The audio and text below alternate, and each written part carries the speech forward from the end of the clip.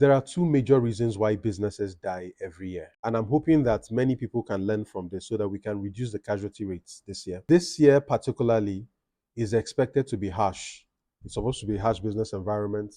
The economy is tightening, purchasing power is falling, inflation is rising, consumers are tightening their belts, right? People are pinching their budgets. So I think it's a very important thing that we listen to this. Now, the two major reasons why many businesses fail.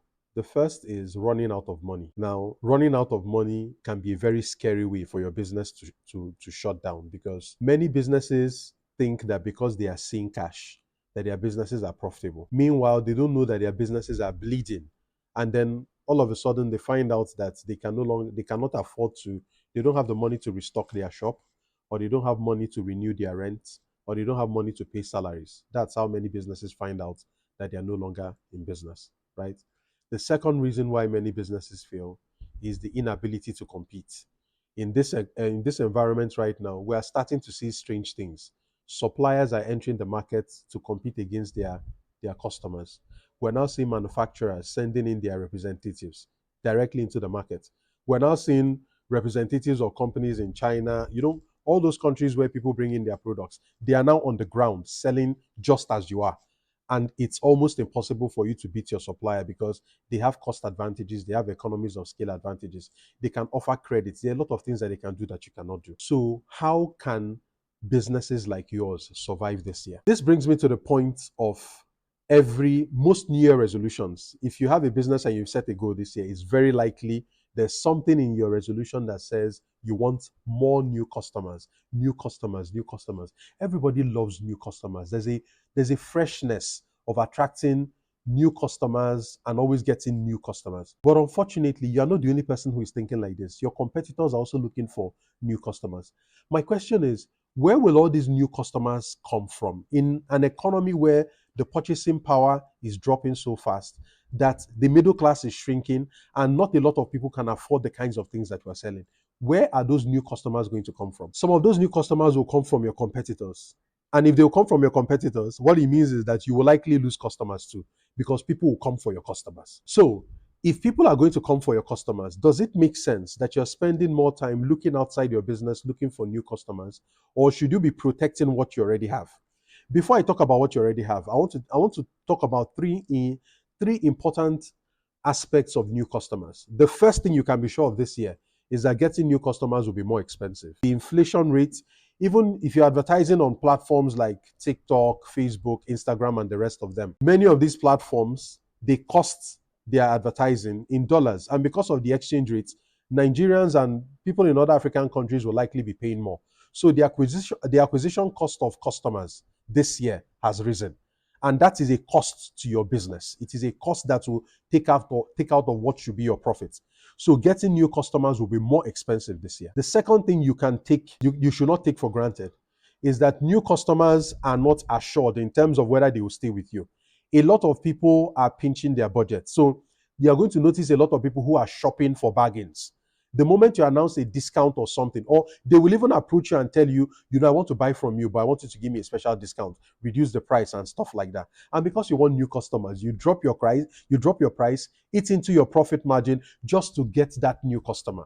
What I'm telling you is that those new customers may just be shoppers that are jumping from one business to another, looking for opportunities that they can exploit, looking for bargains and looking for discounts, looking for things you can give away. So those new customers you're looking for, they are not assured. They are ephemeral. You will not have them for very long, right? And the third thing you need to notice is that many new customers in this environment may likely not be premium customers. Most of the new customers you will get will not be premium customers. These are customers that want to test you first. So they will want to buy your most affordable product or something before they start climbing that ladder. I'm not saying you will not get premium customers, but it's going to be the uncommon thing that happens to you. Most of the new customers you get will not be big spenders. They will just be people who just want to key in and settle in, right? So having said this about new customers, what that means is that for many businesses this year, their strategy is to go wide. They want to go wide. They want to get as many new customers as they can get from wherever it is that they can get them from, right? What I am pushing for this year is for you not to go wide, but to go deep, because the money, the margins The opportunity is in going deep with your existing customers. When you really, really think about it, your existing customers are people who have already bought from you. But before you can execute what I'm teaching you here, there is one thing I want you to do this year. Now that the new year is still fresh, I want you to reach out to your regular customers, your loyal customers, customers that have been with you for a while, and ask them one very simple question. Why do you buy from me? Why have you been sticking with me? What is it about my product or my service that makes you keep coming back? The importance of that answer, it cannot be exhausted, because there's something that happens with us business owners. We tend to undervalue ourselves. We know our costs, we know our competition, we know the things we're struggling with, but you see our value, and that's because value is subjective. Value lies in the eyes of the beholder. In business, value lies in the eyes of the customer. It's the person who is spending the money that can tell you your real value. What it means is that you can never really know your real value by yourself, because you're inside of the container and your value is on a label that is outside that container. You cannot see what is outside because you're inside, you're focused on everything inside, your products, your costs, the economy, all these things. You don't know your real value. The only person who can tell you your real value are your returning customers, the customers that have been doing business with you for some time. Ask them, because that's the only way you will know. This is not one of those things that you will find out by brainstorming or doing strategy, or no. You have to ask the person, you have to ask the beholder, your customers, why do you keep buying from me? This piece of information is one that will change your life and your business as it has done for me.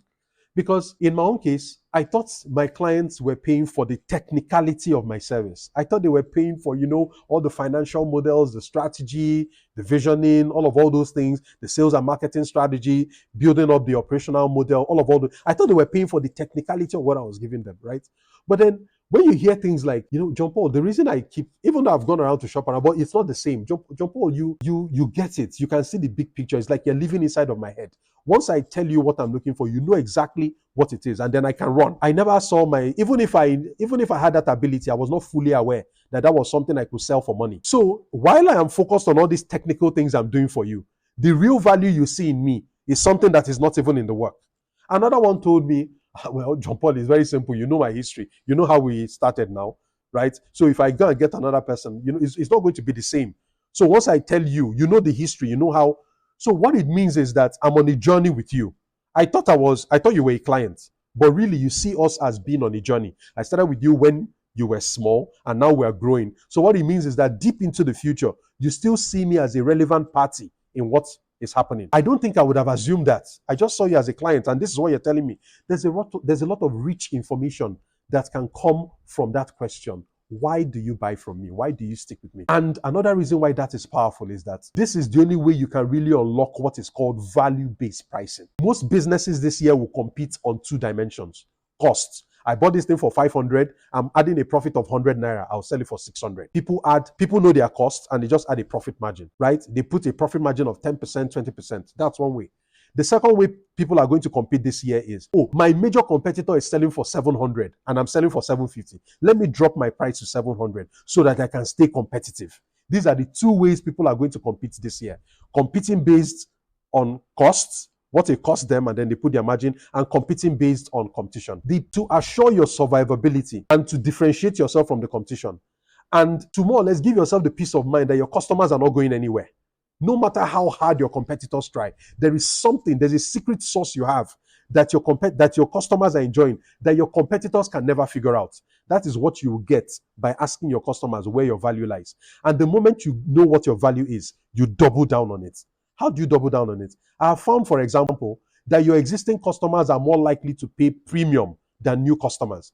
People who you have served before, people who have been your customers and they've been paying you 10,000, 10,000, 15,000, they are the ones who are more likely to jump to 100,000 than somebody who just becomes a customer today and you're asking them to pay 100,000. Highly unlikely. It's your existing customers that are likely to move into premium with you. And premium is where it is. Premium gives you high profit margin. Premium makes you a more comfortable business. Premium means you don't need to be chasing too many customers. Premium just gives you peace of mind, right? It's your existing customers who can do that when you go deep with them. And another interesting thing that comes from that question is that your clients will tell you where the value is. and where they want you to serve them. So far you've been doing this for me. But these are the other things I'm struggling with. And these are things you never really thought about, either because you don't really offer those services or those are not your direct line. So these are opening up opportunities for you to upsell and cross-sell things to your customers. And they are telling you exactly what to do. They are telling you how they want you to charge them. Another one told me, for example, because this is somebody I thought, he will not pay everything at once, right? So I thought maybe the prices were expensive. He said, no, these things you do for me, I get those things from you and I go and raise money. So I pay you 5,000, I pay you $5,000 and I'm going to raise $100,000. It makes a lot of sense for me, right? No, I can't think of any other way to do it. So for this client, what he does is that I think I am charging him expensive, but because of what he's getting from what I give to him, what he's paying me is nothing. So I think in my eyes, I think my prices are expensive to him. But whatever it is I'm charging him, he's making far, far more than what it is that I'm charging him.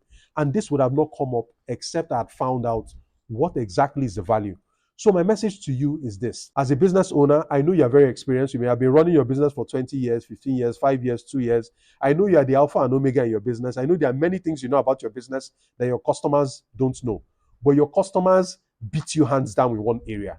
They are the ones who can best define the value they see in you, right? They are the ones who can best define the value they see in you. So the first place I want you to start this year is find out, while other people are trying to go wide, look for new customers. I've told you why it's not going to be very interesting to chase after new customers this year. The value is in going deep, not going wide, right? I've told you about premium pricing. Another thing your existing customers can do is that word of mouth. Word of mouth is the most powerful form of marketing. And guess what? It is. The other thing I didn't tell you is that marketing to existing customers is free. You don't spend anything extra. You already have those customers. You already have their contact information. You can reach out to them. So it is free to market to your existing customers. Better still, they can do referrals.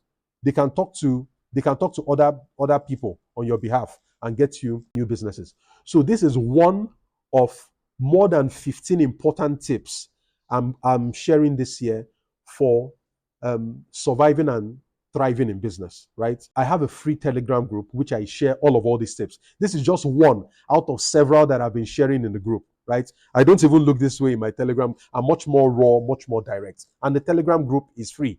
It's the BMG group, the business mentorship group, the private group where I mentor and support entrepreneurs and business owners. It's a free Telegram group.